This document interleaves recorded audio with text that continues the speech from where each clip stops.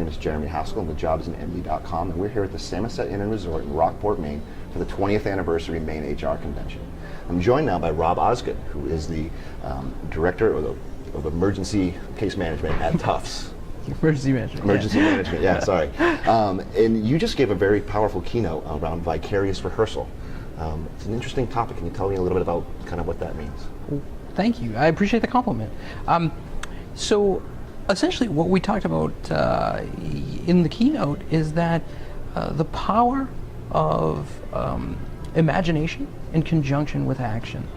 So it's really the synergy of imagination and action to mentally prepare your brain so that you're better poised to respond and not react under duress. That's very interesting. Now, a lot of people, I think, use that as when they think about all the good stuff. It's very easy to imagine this is what's going to go really well. But I'd imagine in your line of work, you're preparing for so that's a disasters. Great point. I mean, people say we do this all the time, right? Like, if I ever hit the lottery, this is what I'm going to do. Well, you're really kind of scratching the surface of vicarious rehearsal at that point. But really, what we try to hone in on is, I want you to think about the bad stuff.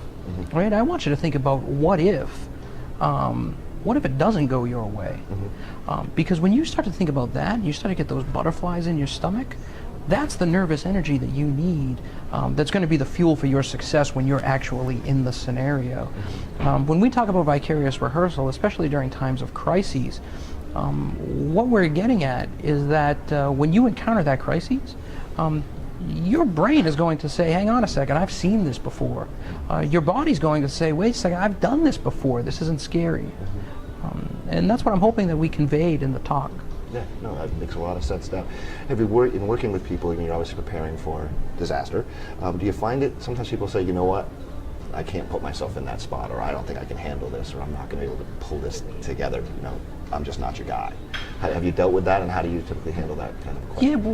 Yeah, well, it comes up.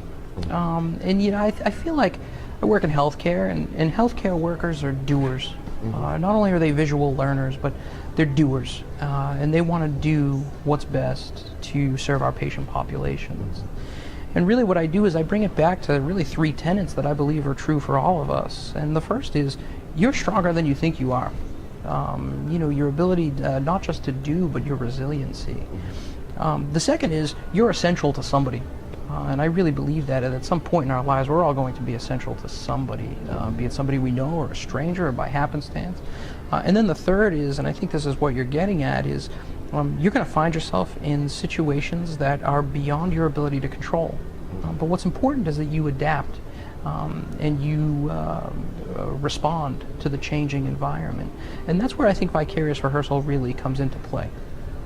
That's excellent. That's a very strong point, and it's lots of strong takeaways for us to use in the HR community. So thank you very much for spending some time with us. Oh, thank you for having me. This is truly an honor.